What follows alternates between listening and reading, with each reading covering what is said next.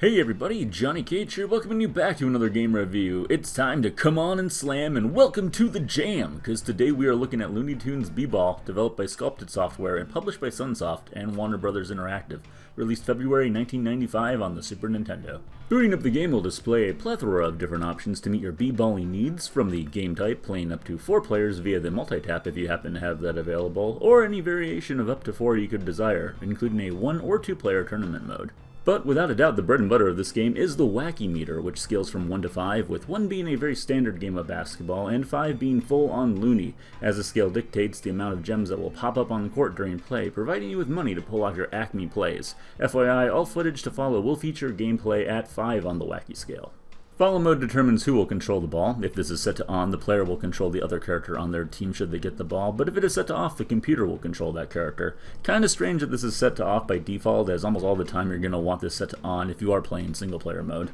Quarter length will decide the length of each of the 4 quarters of the game in minutes from 1, 2, 3, 4, 5, and 10, with the default being 2, which feels about right for the game. Long enough for things to get crazy, but not long enough to overstay its welcome. Lastly, you can reconfigure your controls if you so choose, with a few different presets being available. There's also an area here to input cheat codes if you so desire, which shouldn't be much trouble to find online.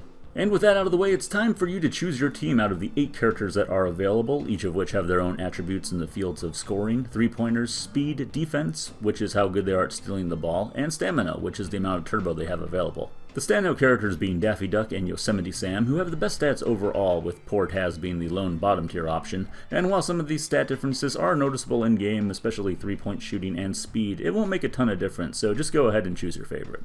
As previously mentioned, what makes this game stand out from other basketball titles is the wacky moves your team can pull off while in-game, with the bottom left and right displaying an action you can take as long as you have the money to pay for it. You got all the classics here, from cream pies to the face and time bombs, which can turn the game into one of hot potato, as well as a Vegas slot machine, which will give you a score multiplier should you land a shot while using it. There's also a long-range shot that will shoot the ball from all the way across the court if you would like, with each character having their own unique animation to go along with it. And the special moves aren't just tied to offense either, with defense having a few options as well, most notably the special defense, which also comes with its own animation for each tune, such as Elmer Fudd donning his opera attire, or Bugseer being especially lewd.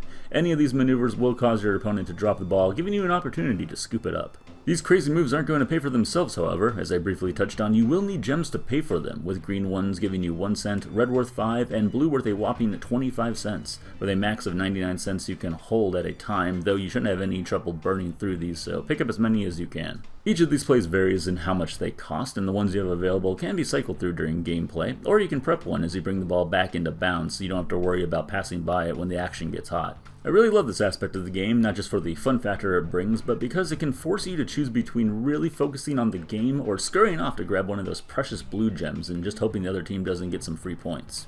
And if you should break away on a few occasions, sinking 3 shots in a row with the same character, you will go into this game's on fire mode, with the picture of your character being displayed in the center court, making it easier for you to score until the other team can land a basket. At this point you might be thinking, man, this game sure does live up to its wacky meter, but wait, there's more. I had mentioned that there is a screen in the beginning of the game where you can input cheat codes, but why waste your time entering them there when you can enter in codes mid-gameplay? That's right, there are a few quick inputs you can pull off during the game to really mix things up, such as starting an earthquake, or just go into full-on invisible mode to remind your friends why they should never play video games with you again.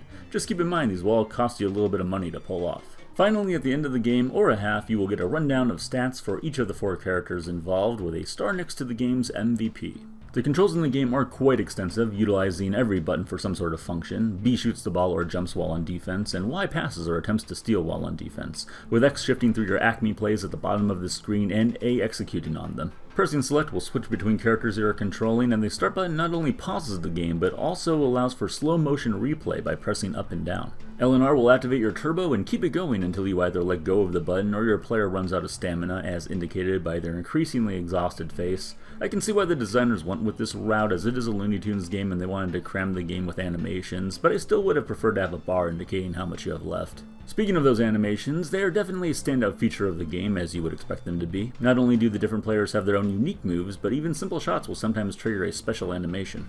The rest is more or less what you would expect from a game of street basketball, with 2 scoreboards displayed in the background, and while the score is featured prominently enough, I would rather there be a game timer and shot clock somewhere static on the screen so that it was more readily available. The music in the game is rather simple, not exactly anything jock jams worthy, but nothing that will cause you to turn it off either. There is a good amount of sound bites from the tunes themselves, which definitely helps to add to the atmosphere. As it goes with any retro licensed game, it only got released once and then never again. And that being said, if you want an authentic card of this one, it usually goes for around $50 American, though I did find some sold listings that were a fair bit less.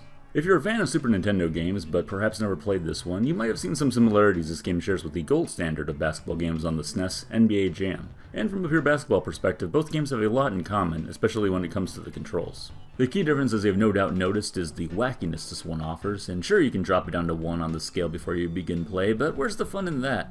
While NBA Jam is certainly for those NBA fans that want a more competitive experience, this is hands down a party game where everyone involved should know shenanigans will play a role before beginning. I'm going to go ahead and give Looney Tunes B-Ball a space jamming 8.5 out of 10. Sports games that don't take themselves too seriously but still allow you to play more competitively if you want are hard to come by.